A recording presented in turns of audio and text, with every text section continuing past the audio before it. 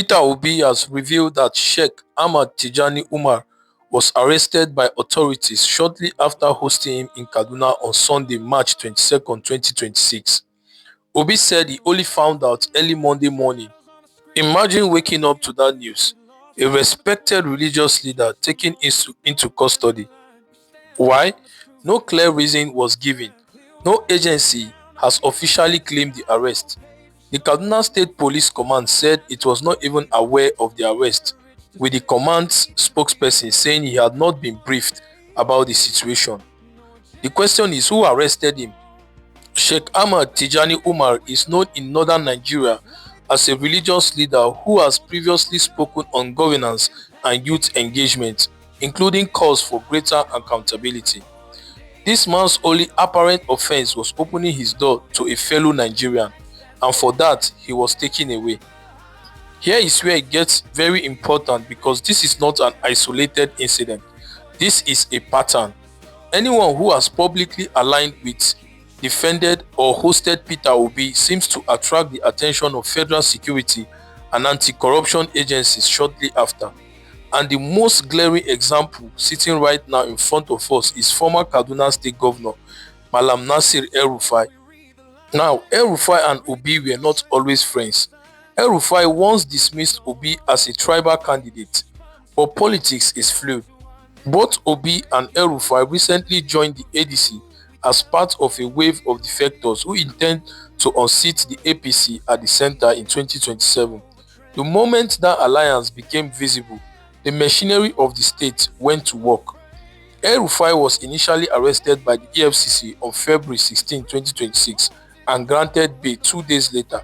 He was then immediately rearrested by ICPC shortly after regaining his freedom. Bounced from agency to agency, EFCC to ICPC to DSS. The DSS has since filed charges against him bordering on alleged cybercrime, with a court hearing scheduled for April 23, 2026. Peter Obi, speaking in Kaduna just days ago, did not mince words. He called it exactly what it is, what it looked like. It is a political persecution, he said.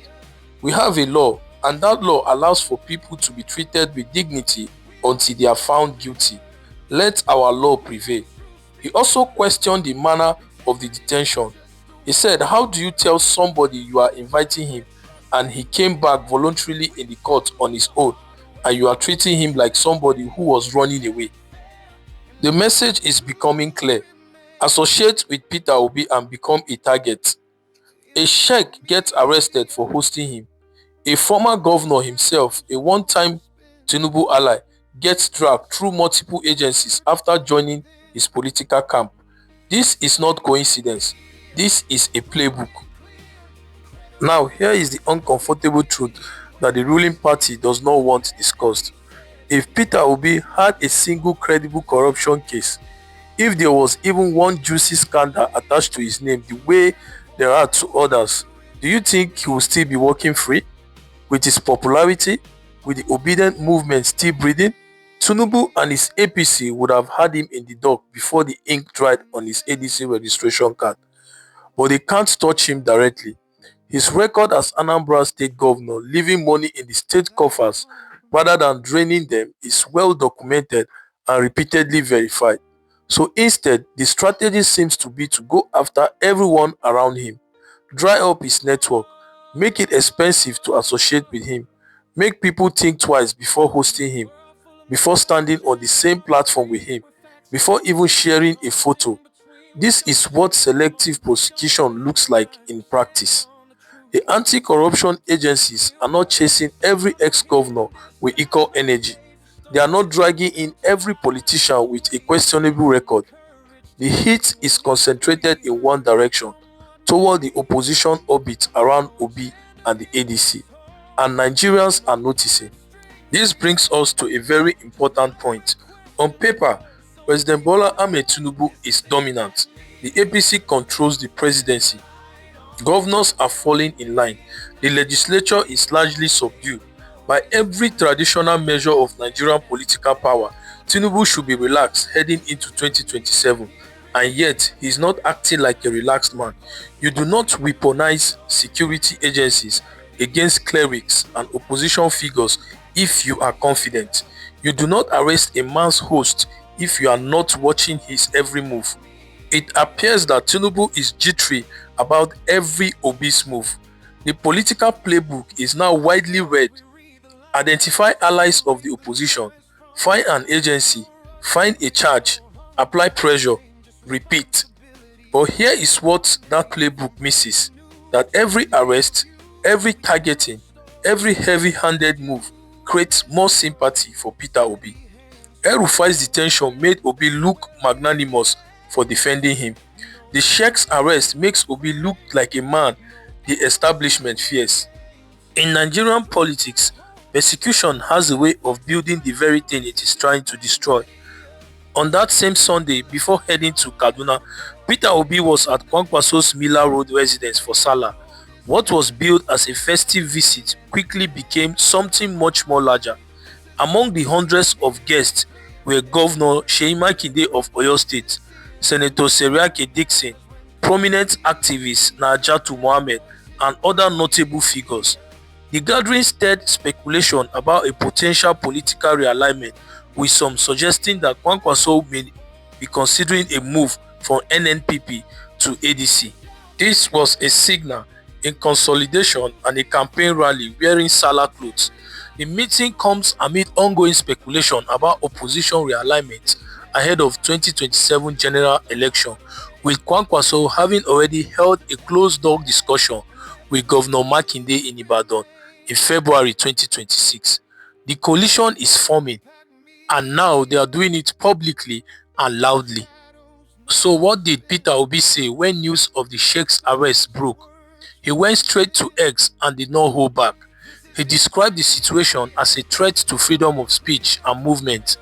In his writing, he said this development underscores the deeply troubling state of our nation and our democracy, where freedom of speech and movement is increasingly threatened, and where citizens and perceived political opponents face harassment and unnecessary persecution. This cannot be allowed to continue. He then issued a direct challenge to the government. This country must defend freedom and free speech, which are hallmarks of every democratic society. Suppression and intimidation of dissent can never stand in a democratic society, and this Nigerian government must understand this fact. He went further on to call on those undermining Nigeria's fragile democracy to stop and apply the rule of law when dealing with citizens. No groveling, no fear, just a direct, measured statement from a man who clearly understands that every attack on him and his associates is also an advertisement for his cause. So, in the space of a single weekend, Peter Obi visited Kwankwaso in Kano and turned a Salah celebration into what unmistakably looked like a northern political alliance rally. He went to Kaduna, defended El-Rufai, a former adversary, now a political comrade, against what he called outright political persecution.